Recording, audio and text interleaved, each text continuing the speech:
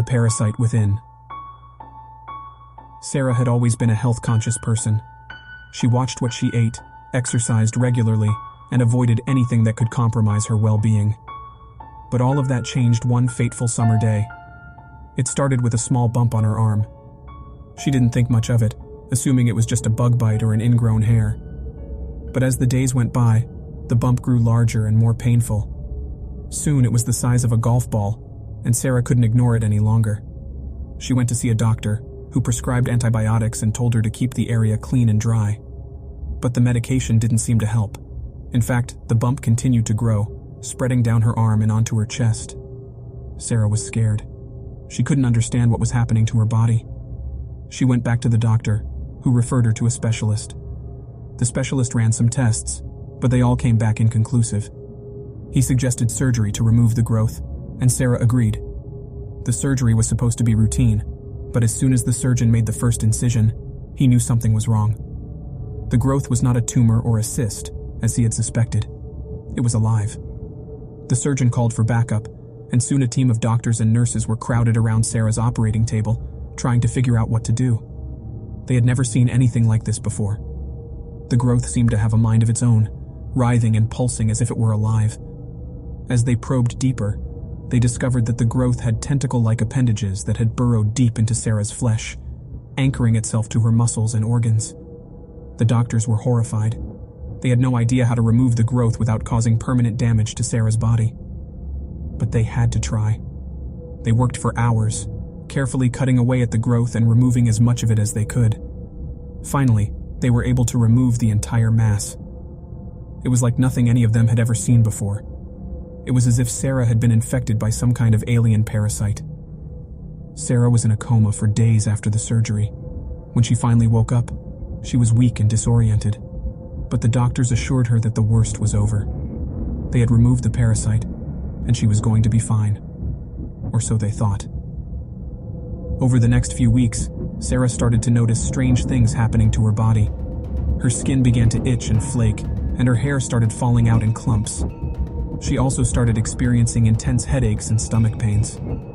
At first, the doctors dismissed these symptoms as side effects of the surgery, but as they grew worse, they realized that something else was going on. They ran more tests and discovered that the parasite had left behind tiny eggs, which had hatched and were now spreading throughout Sarah's body.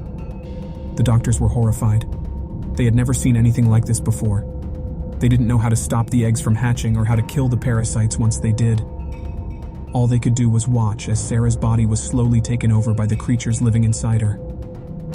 Sarah's mind was still intact, and she was able to feel everything that was happening to her. She was trapped inside her own body, unable to control the creatures that were slowly killing her.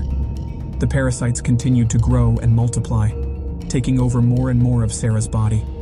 They burrowed deep into her organs, eating away at her from the inside out. Sarah was in constant pain, and there was nothing anyone could do to help her. In the end, Sarah's body was consumed by the parasites. Her once healthy body had become unrecognizable, as the parasites had taken over every inch of her flesh. The doctors had never seen anything like it, and they were horrified by the speed and ferocity of the parasites' attack. The emergency autopsy revealed that the parasites had taken over Sarah's brain, and they were controlling her movements in the final moments of her life. It was a nightmare scenario, and the doctors knew that they had to contain the parasite before it could spread to others. They isolated Sarah's body and began studying the parasite, hoping to find a way to prevent another outbreak. The results were terrifying. In the end, the only way they could destroy the parasites and stop any potential further outbreak was to incinerate Sarah's now lifeless body. Further investigation revealed that Sarah had been out jogging around the lake the day before seeing the first bump on her arm. She had mentioned something to her husband about a strange rock that was at the side of the trail that almost seemed to glow. He didn't think much of it, and had failed to mention it earlier, as he was too distressed by the rapid decay of his wife's health. The doctors made a few calls, and immediately the United States government got involved, and a team of government-contracted scientists was sent to investigate what is now believed to be the source of the outbreak.